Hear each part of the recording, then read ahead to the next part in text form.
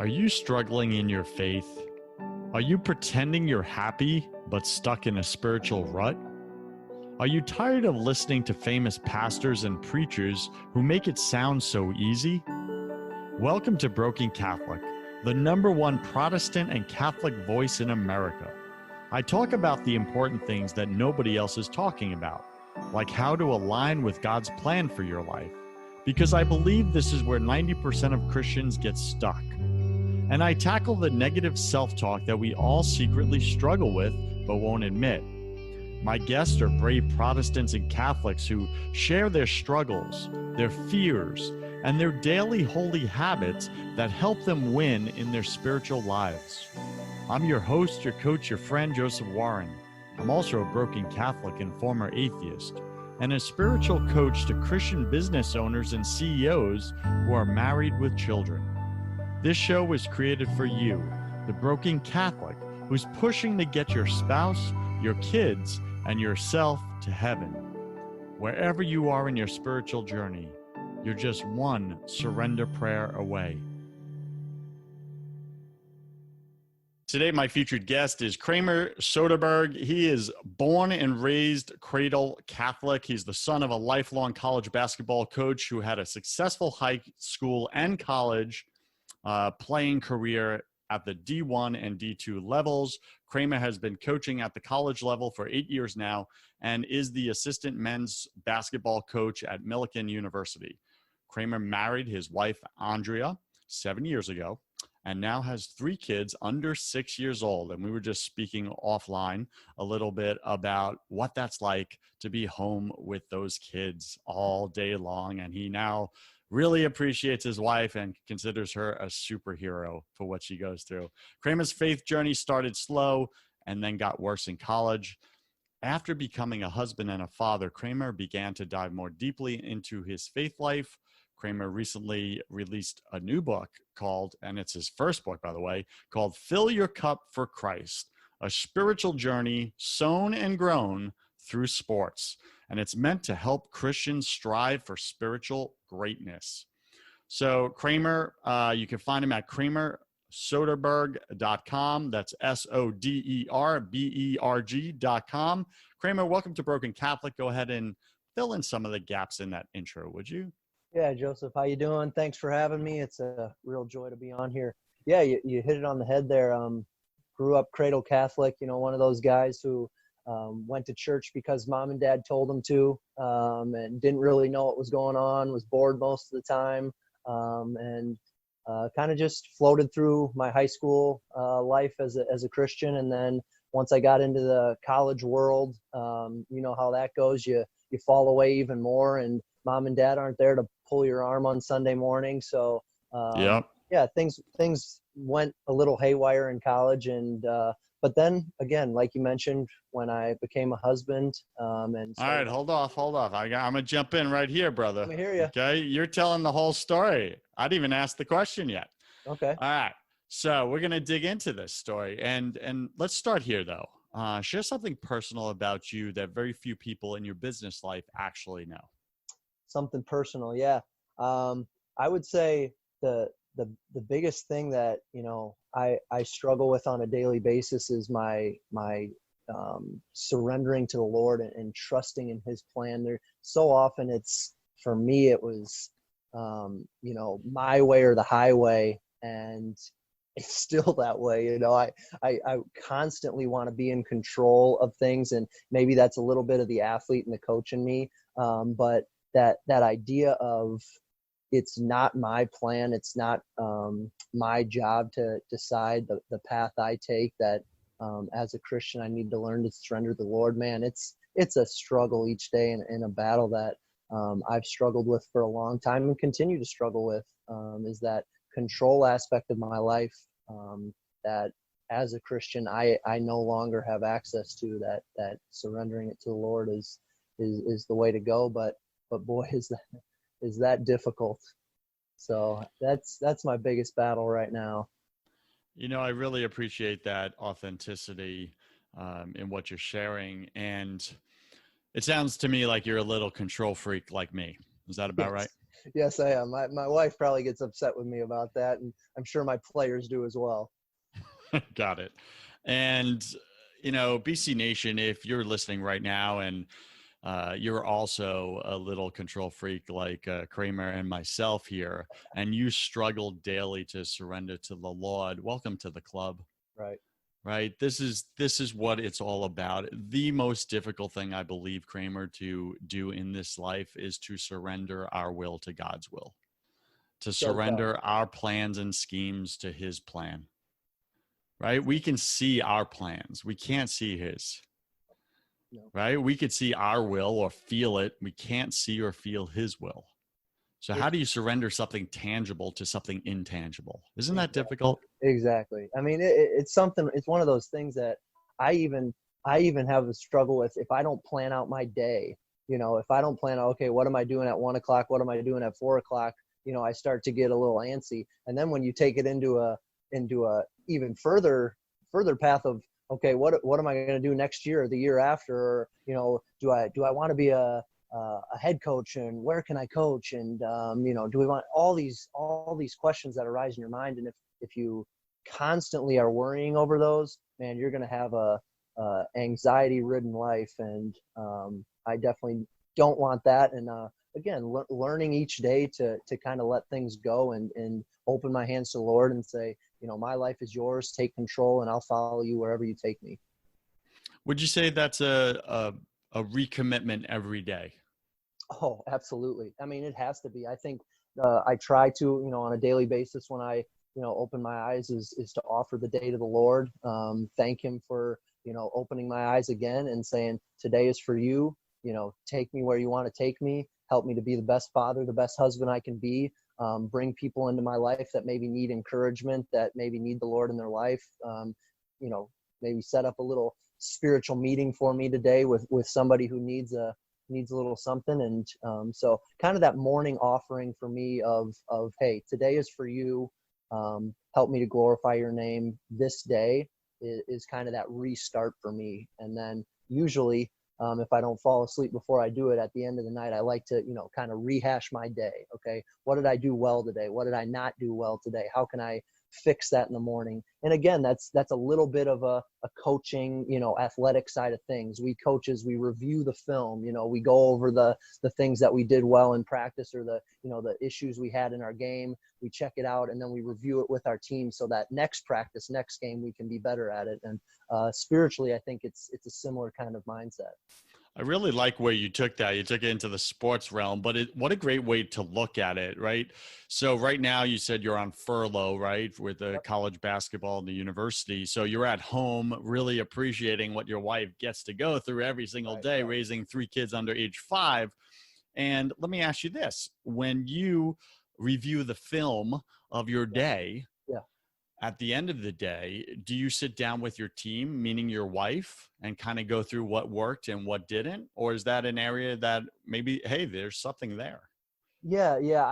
Me and my wife talk often about, how we can be better in plans, especially with our kids. And, she, Lord help all, our mothers who stay home with our kids, they are saints. And I, especially during this furlough time, have realized how sinful I am. I mean, in my impatience, in my lashing out with my kids, it's really eye-opening to myself of, man, I have a lot of work to do. And what's especially frustrating, I was kind of contemplating over this recently, is that I constantly, as a Catholic, go into confession and tell the priest, hey, these are my sins. And so often it's the same exact sin over and over and over. And I get so frustrated with my children because they do the same thing that I tell them not to do over. And it's like, I am very childlike in the way I act if I am doing the exact same thing that my kids are doing, making the same mistake over and over. So I think if the Lord can be merciful on me in my constant mistakes, the same ones over and over, and not get impatient, then, man, I better start working on that with my kids. What a great spiritual insight, seriously, to just see yourself your own behavior showing up in your kids, Yeah, and to go, wow, that's exactly how I show up with my Heavenly Father. I absolutely. just show up doing the same thing over and over again. The difference is I get frustrated with my kids because I'm human and broken. God doesn't. He No, doesn't have frustration, right? exactly. So he just looks down with compassion and mercy and For sure. just forgives and says, get back up, son. Yep. Go again. Exactly. You know, Exactly. and it's just such a beautiful thing. All Yeah. right. So I was on your website, Kramer, and, you know, I love this line here, and I want to go here for a second. It says, for the majority of Kramer's life, he was uninterested, unappreciative, and just downright bored with his faith. Yes. Tell me about that. Yeah, I mean, I think maybe a similar experience for most young people in their faith life, especially most young people who have parents who are, you know, strong Christians, which my parents were. But, you know, so often when you're younger, when your parents tell you that this is good or this is right or this is the way you should go, you usually rebel against that. But going to Mass for me was just uninteresting, boring. I didn't know what was going on. I was a good kid, so I went because my parents told me to. But it wasn't something that invigorated me. It seemed more to be a chore. And until I found that personal relationship with Christ, until Christ became a someone instead of a religion or a set of rules or something that I had to do, until that happened, it was boring. I wasn't interested and I wasn't invigorated in my faith. So the next line I see here, it says, only after a personal life challenge did Kramer begin to give his life more fully to Christ and take his spiritual life more seriously. So it sounds like that's what you're talking about right now. What was that personal life challenge that turned you to Christ? Yeah, so kind of a step back before that trial came in my life, I started to develop this relationship with Christ, and where he became a person, I started to, you know, have a decent relationship. And Well, how'd you go about that? You're at college, right? You're in college. You're doing the party scene. It was after college. After Okay, got it. college, I really started. It was kind of, I was preparing to get married, got engaged to my wife. Okay, I need to start figuring out what's going on with my faith life, and you know, read a couple books that were intriguing to me, that brought out the human side of Jesus opposed to the more religious side. And I just latched to the person of Christ. I was so intrigued by Jesus, the person, and I wanted to know him. And so not Jesus, the concept, or not God, Jesus, the concept, or not, you know, the religion side of things just yet. That came later. But Jesus, the person, he was different than anyone I'd ever heard of. The way he acted, the way he moved, just everything that I found of him just ignited something in me that I had never found before. And then that's when I started to build that relationship. And so often I hear, you know, Christians who I talk to who say, once I found that relationship with Christ, soon thereafter, something came in my life that really tested that faith. You know, it started with this little honeymoon period of me and Jesus, and then all of a sudden I got hit with this trial that really, really made me, you know, challenge my faith and challenge my trust and my love of Christ. And that's for me what that trial that I mentioned on my website was. And I can go into that if you want. So very similar, it sounds like, to human relationships, right? With a couple and dating relationships, then you get married, and year 1, 2, and 3 is considered the romantic stage of marriage, right? And then you get into the more maturing of that relationship, where the trials come and it tests the relationship. And really, you get to see a lot of yourself in how your partner annoys you. Correct. Right? All those things you didn't realize before. Exactly, right. And you were very honest, and you said, Joseph, I'm at home right now on furlough, and man, I'm just starting to see like how much of a sinner I am, and just my impatience and the kids and all this stuff, where before maybe you were distracted with all these things. And don't we do that? We distract ourselves and then pretend, oh, look, I'm not that bad. I'm pretty good. I mean, look at me.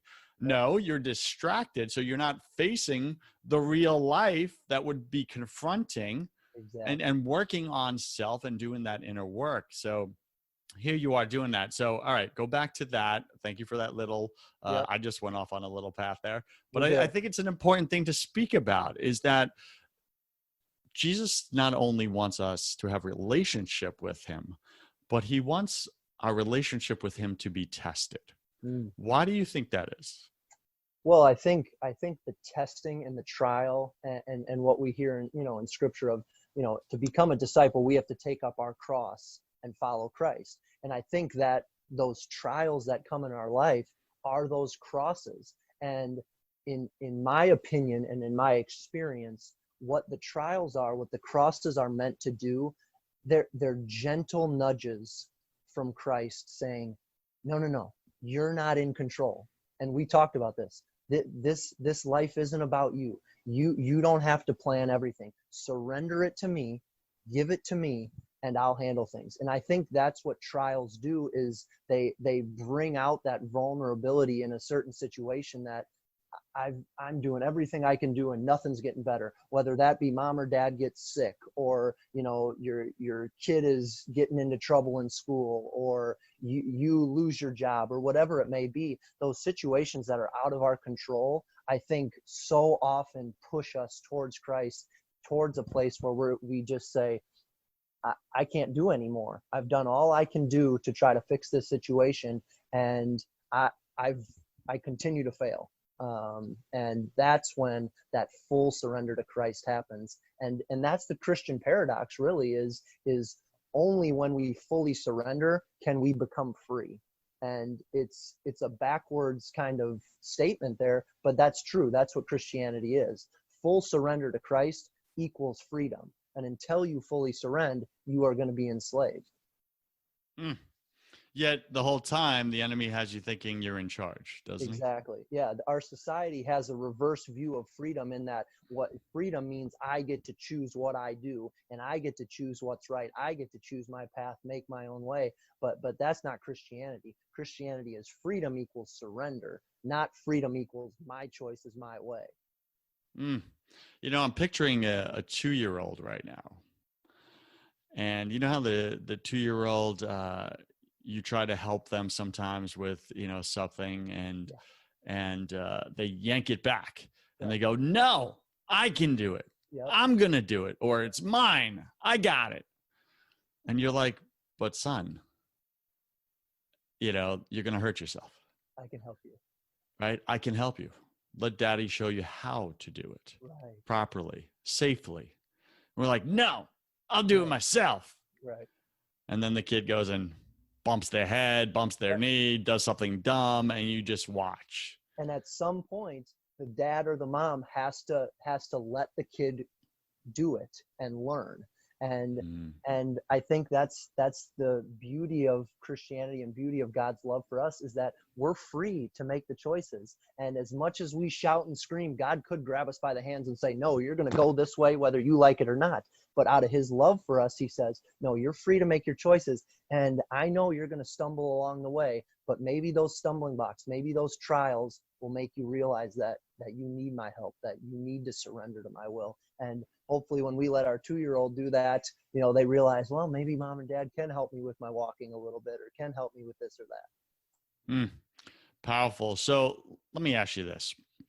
You're a married guy. You got 3 kids under 5 years old, married for 7 years. You're, a basketball coach. What's the biggest area that you had to surrender that was the most difficult for you? Like, what was it specifically? And take us to that place. Tell us that story. Perfect. This walks us right into the trial that we mentioned earlier. It was in 2015, and I worked at Lindenwood University, which was a Division II school. And I was an assistant coach for my father, Brad Soderberg, who is a lifelong college basketball coach. He's at the University of Virginia now. I was his assistant. He got offered the assistant position at the University of Virginia under Tony Bennett. They won the national championship in 2019. Couldn't say no to the job, of course. So he goes to the ACC. I'm out of the job. The coach that gets hired doesn't want to hire me. And that intern there started a 5-month period of me searching for a job. And I did everything in my power. I sent out hundreds of resumes, made tons of calls. My dad, who'd been in the business forever, is making calls for me. Nothing seems to come. 5 months go by, still don't have a job.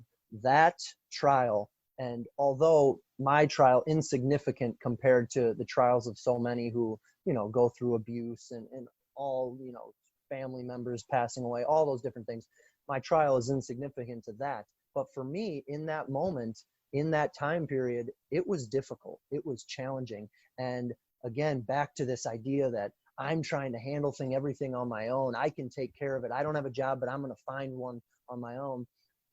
I came to realize after 3-4 months go by, no, you are incapable of getting yourself a job. And only then did I realize, okay, Lord, if you want me to be a college basketball coach, I'm going to be one. If you want me to be a stay-at-home dad this next year, I'm going to be one. Help me. I want to be a coach. Help me become one. Get me a job. But if you don't want me to be one right now, I trust you. And that was the biggest surrender moment in my life.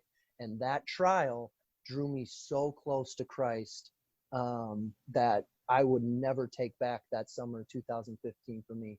Best summer of my life, even though it was the hardest summer of my life. It's so interesting hearing you look back on this part of your life, which was a cross that you were carrying. Yep. It's a cross of uncertainty and financial, implications and instability and security, I'm guessing as well. And to look back and say, hey, that was the best time of my life. In retrospect, yes. Not going through it, but in retrospect, the best time of my life. And BC Nation, maybe you're carrying a cross right now of uncertainty. Maybe you've lost your income, you've lost your occupation, you're in this pandemic, and you just have no idea what God's plan is for you. So all you know to do is go do something more than nothing. Right. Go try, go open doors, knock on every door, try. And though it's good and healthy to not be lazy and to go and try things, it's also the complete opposite of what God wants many times. And what I mean by that is exactly what Kramer is saying, is that God wants you to stop relying on yourself. And he wants you to start relying on him. And this is the most difficult thing for us little control freaks to do. It really is. So hard. When I had to let go of a business, where my last business, right before it got acquired, I was working 2 hours a week and collecting a nice check. Yeah. And God wanted me out of it because I was comfortable, but I wasn't impactful. Right. And God wanted something more. For me to let go of that, man, I resisted, I kicked, I screamed like a spoiled little 2-year-old. And I fought God the entire way until I finally just submitted and surrendered because I just had no control over it. And then he freed me from it. So here's Kramer sharing this, and BC Nation, I just really want to connect with you. Kramer and I connecting with you in your struggle right now, because I know you're listening right now and you're like, that's me. That's where I am. I got to do something, Joseph. I got to do something, Kramer. It'd be irresponsible for me not to. I have kids at home. I have a wife or a husband at home. What am I going to do? Just sit here and pray? That sounds ridiculous. That sounds irresponsible. Kramer, what do you want to say to that person right now? Yeah, man, that was powerful, Joseph. I mean, I'm with you, man. It's so difficult, but to those who are out there struggling, and it's a time of struggle for the whole world, essentially. And maybe that is God's plan, and not maybe, definitely God's plan, for all of us to kind of to sit back and say, okay, am I really surrendering my life to the Lord? One thing I'll say that takes us to scripture a little bit is the story of the leper. And I had never really connected to this Bible story until I went through that trial. But so often in the people who are sick in scripture, you see this coming to knowledge of nothing I do is going to fix me.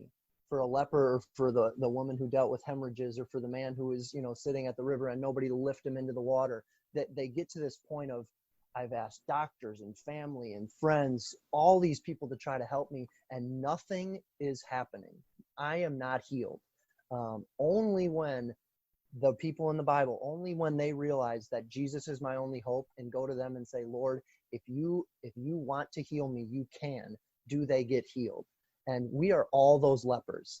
We are all those lepers. And until we come to the Lord and say, Lord, I am sick, I need help, your help. And that full surrender to Christ, that is when we will be healed. And I don't think that means sit idle and, sit in your room and not take action. The leper took action. He took action to Christ. So I think prayer is huge. But also, like you mentioned, we can't sit in our bedroom and do nothing. We have to take action, but action through Christ, and action through the inspiration and the will that we feel like God is taking us to. So I hope that those who are struggling now, can be united to that image of, we're all lepers, man.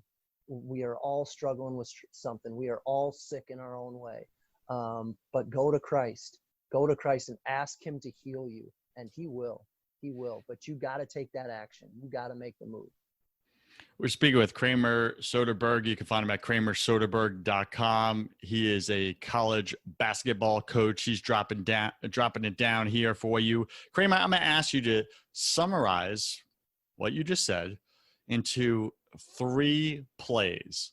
Give me a 3-play game plan, spiritual game plan for my listener right now who finds themselves in some kind of financial instability or insecurity right now in this pandemic. What are your 3 plays that they need to get up and do right now? Show up on time, do the best you can. And what these 3 lines, 3 statements are from my dad. He was our college basketball coach, and he had 3 rules in our program. He said, show up on time, and do the best you can. And if you do those 3 things, you're going to beat out 99% of the world. And what a profound 3 things, because how often do we as Christians not show up? Give us an example of, like, how do I show up? Give me one example. Show up to your prayer life. Show up to your prayer life. So show up to quiet time tomorrow morning, BC Nation, with God. Yes. Show up and put in 10 minutes, 30 minutes, 1 hour, blocked out in your calendar. Nothing enters into that time. It's protected time. It's you and God relationship time. You're putting him first. Show up. All right, number 2. Show up on time. And that doesn't necessarily mean in the spiritual realm that if we don't, show up to church on time, that we're going to get hit by a bolt of lightning. But I think it is so vital that you set a specific time in your day, because if you just say, oh, I'm going to pray today, I'm going to get to it when I have some free time, you will not get to it. That's just how it works. In the busyness of our life, we will not get to it unless we set it in time. Show up on time. So set yourself a time that you can be with Christ. You and him. Number 3, do the best you can. Do the best you can. What does that look like? This is the most profound thing that anyone can do. And it's the title of my book, Fill Your Cup. And I want to go into that a little bit because it is the most impactful thing in my life. When I was in 6th grade, my dad was putting on a basketball camp for kids. And he came to the center of court and did a speech for us. And he brought out 3 different size cups. He brought out a 64-ounce guzzler from a gas station, a regular, 12-ounce drinking glass, and then like a Dixie cup. And he says, I don't care how much potential you have. All I care about is how much water you put in your cup. So from a basketball perspective, he said, I don't care if you're this 64-ounce guzzler if you're 6'8" and you can jump really high, or if you're 5'10" and you're not very athletic. All that matters is how much water you put in your cup. That is success. That is what doing your best means. You know, I think a lot of people put success in doing their best and they compare it to other people. They compare it to this person who maybe has more influence than them or whatever it may be. And they say, well, even if I try my hardest, that it's not going to look like this person. That doesn't matter. That's irrelevant. You know, success is getting the most out of yourself, doing the best you can do, filling your cup to the top. And that is the title of my book, Fill Your Cup for Christ. So do the best you can do. Fill your cup to the top for the sake of Christ. And if you do those three things, show up on time and do the best you can, fill your cup, you're good to go, man. I really love that metaphor. And BC Nation, if you find out that you are the little cup, like I am, that's kind of how I see myself. Okay. Listen. Okay. So I'm the little cup, right? Yeah. In that metaphor. I'm not the big guzzler, right? But I'm the little cup. And yeah, I've done all that comparison.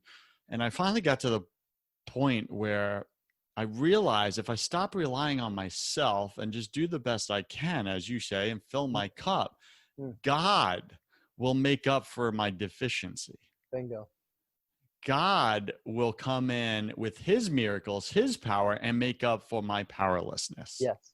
And let's go to Jesus's first miracle, the wedding at Cana. He told the servants, fill the jars to the brim. And the servants filled the jars to the brim. And then what did he do? He turned their ordinary water into wine. And that's what it is. That's what we have to do, no matter how big our cup is. And on the drive home, after my dad gave that speech, he said, Kramer, just so you know, you're the little cup. And I was the 5'10", little short guy, unathletic, who was trying to be a college basketball player. And he knew that if I didn't fill my cup to the top, I wasn't going to make it. Same thing with our spiritual lives. You may have a ton of influence. You know, you may be a preacher to the millions, or you may be a janitor.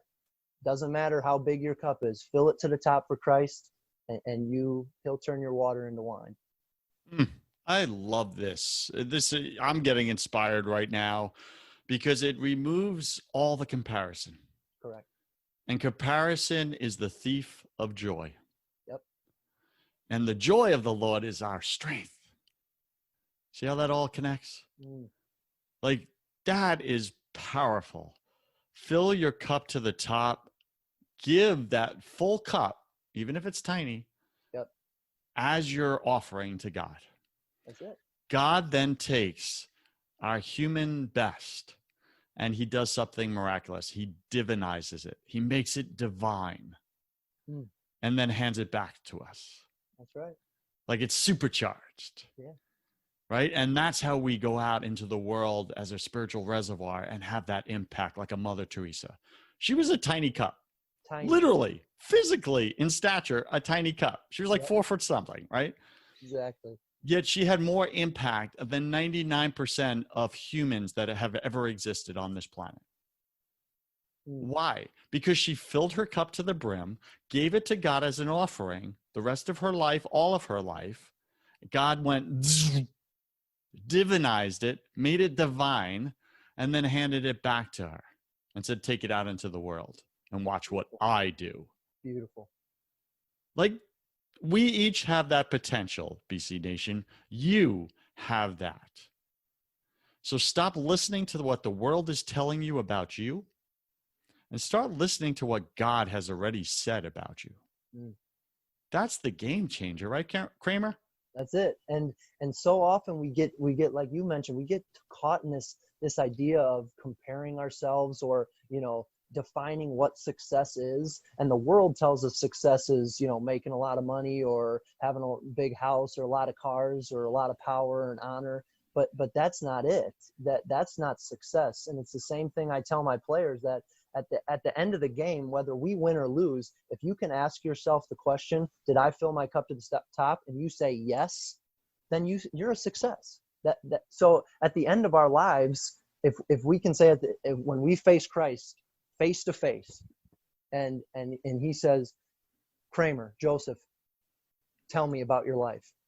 and we can say, Lord, I filled my cup to the top for you. You gave me a little cup. You may have I given me a filled it little though. cup, but I filled it to the top. And that little cup idea, it's back to the parable of the talents. Do you remember the parable of the talents? Sure. The parable of the talents is he gave 5 coins to one, 3 to another, and 1 to another. 5 invested it and got 5 more. 3 invested it, got 3 more. 1 buried it in the ground and didn't get any more. But he was the little cup. He was the little cup. But if you flip that on its side and say, okay, what if the guy who got 5 coins only got 3 back? And what if the guy who got 1 coin got 1 back? Who would Christ be more happy with? He would be more happy with the one guy, not because of how much money he made, because the guy with 5 made 3. He made more than the guy with 1. But the guy with 5 didn't fill his potential. He didn't fill his cup to the top. But the little guy, the guy with less, did. He got the most out of his potential. And when we can say that to Christ, when we say, Christ, I fill my cup for you, you will surely hear, well done, my good and faithful servant. Come share in your master's joy. So good. So good. All right. So we're listening to Kramer Soderberg. You can find him at KramerSoderberg.com. Kramer, welcome to my favorite part of the show. Welcome to the confession round. This is where we're going to ask you 10 quick fire questions. You'll have about 3 seconds to answer each. Don't overthink it. It's just for fun. Are you ready, sir? I'm ready, baby. What is your favorite thing about God? His love for me. What is your least favorite thing about God? He's in charge and I'm not. So you think you could do better, can you? All right. What are you most afraid of? Failure. Got that. I believe we're all struggling with something at any given moment of our lives. It's just part of the human condition. What are you struggling with either professionally or personally right now? Impatience with my career and with my kids, and impatience. Impatience, very clear. What did you spend way too much time doing in your 20s? Partying. What secret fear do you have about people? Oh man, that they may see how vulnerable I am and how sinful I am. I like to try to stay hidden. That's why you're making me uncomfortable on this show, but hopefully that could help some folks. BC Nation, take off the mask. There's freedom when you take off the mask. God made you beautiful. You might as well look in the mirror and see it. What do you wish you had learned sooner about God, Kramer? Oh, that surrender to him is the ultimate. If I would have learned that earlier, things would have been a lot easier in my life. That is for sure. What's a new habit you want to form? Praying the rosary more often. Got it. What's a bad habit you want to break? Lust. Got it. Pick 3 words to describe who you are now. Hardworking, focused, and joyful. Pick 3 words to describe who you are before you fully surrendered to God. Man, lost, angry, and scared. Yeah. And last question, Kramer, if you could come back to life, look your wife in the eyes and your 3 kids after you died, right? You come back to life, you look them in the eye and give them only one piece of advice about anything, everything, eternity, all of it. What would you say to them? Easy. Fill your cup for Christ. Fill your cup for Christ. Any final wisdom? What's the one thing you want my listener to know about surrendering their will, their control, their life to Christ versus not? It's like we mentioned, the Christian paradox. If you do it, if you take on this really challenging personal exercise of surrendering your life, of opening your hands to the Lord and saying, give me what you want to give me, take from me what you want to take from me, it will bring more joy, more peace, more freedom than you could ever imagine. And that surrender to Christ is the gospel. It is the Christian message. And if we can learn to do it, we will live a life of great joy and great peace. Not free of trial, not free of struggle, but still full of great joy, great peace. And I hope all can be inspired by that in our talk. And it was a great joy. Kramer, what's the best way for BC Nation to get in touch with you and to go pick up your book? Yeah, you can go to my website, www.kramersoderberg.com, or you can go on Amazon. It's on there as well. And then I'm also on Instagram at A Catholic Coach and on Twitter at Coach K Sodi. So I try to be engaging and spiritual on all my accounts. And I would love for, you all to come follow me and me to follow you, and us to chase down holiness and sainthood together. All right, BC Nation, go pick up the book, Fill Your Cup for Christ. I'll put it in the show notes, the link to it. Sounds like an amazing book. And Kramer, thank you for showing up so powerfully, so surrendered for Christ in your own life, in your own struggles, being real, transparent, vulnerable, taking off the mask. I appreciate you, sir. Thank you for being on Broken Catholic, and I wish you God's love, peace, and joy in your life. Thanks a lot, Joseph. Cheers. BC Nation, you cannot show up authentically in your life without building faith in your business.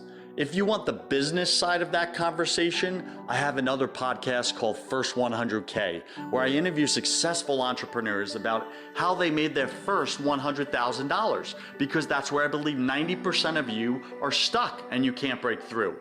Go to first100k.com to find out how. I'm Joseph Warren. You were made for greatness, so stop being a wuss and start being a winner. Have a blessed day, and I'll see you right back here next week.